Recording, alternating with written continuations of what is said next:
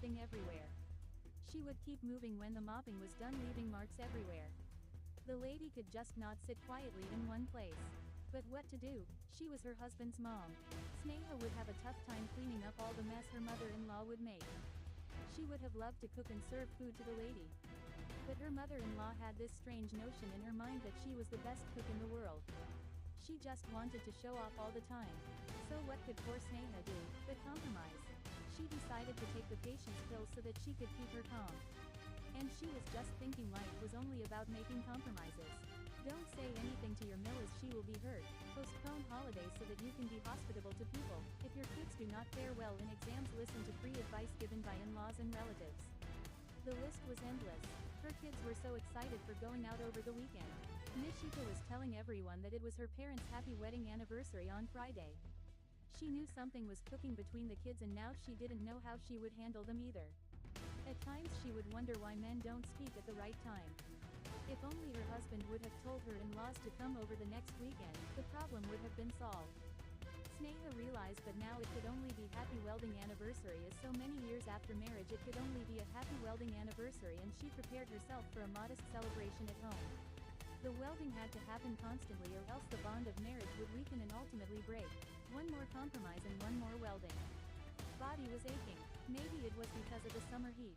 Bangalore city's climate had changed drastically over the last decade. It was no longer cool. People were now understanding the effect of cutting down trees to widen the roads so that they could reach the airport faster. ᴅᴏᴏᴛᴏ was a developing area in North Bangalore. Under the guise of development, a lot of deforestation had happened and people were bearing the brunt of it now. It was common for leopards to come to school or housing complexes to say hello to students and people. Honestly, what do you expect from wild animals? Who has encroached whose habitat?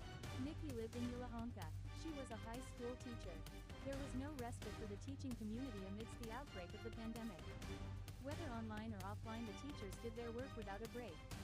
Nikki was always on the outlook of innovative methods of teaching so that the subject becomes interesting for her students and they would look forward to learning new things. Teachers were finding new ways of assessing their students. Examinations are an integral part of learning. So it was imperative for teachers to conduct exams. But in an online session, it's difficult to do so as students had Google who would come to their aid. They could be using more than one device so that they can check answers with the help of another device. But Nikki would always tell her students, "I trust you to be honest while you write the exams." She wanted her students to know that they should not cheat as it would mean breaking someone's trust.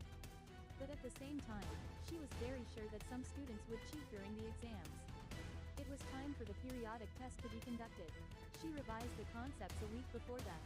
She was very sure that her students would do well in the examination.